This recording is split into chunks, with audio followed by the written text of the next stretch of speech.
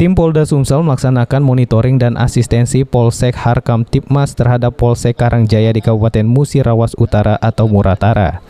Ketua Tim Monitoring AKBP Sinta menjelaskan Polsek Harkamtibmas lebih mendominasi untuk pelayanan dan pengayoman terhadap masyarakat. Menurut Sinta, peranan Polsek Harkamtibmas ini adalah bagaimana memecahkan permasalahan dengan cara di luar jalur hukum yang sudah ada.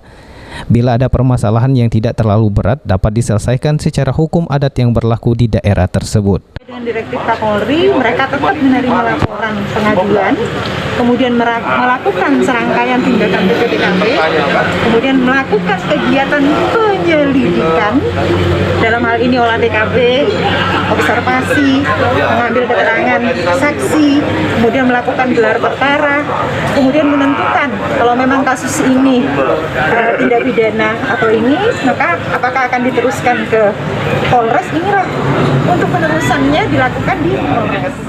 Adi Arianzah, PAL TV.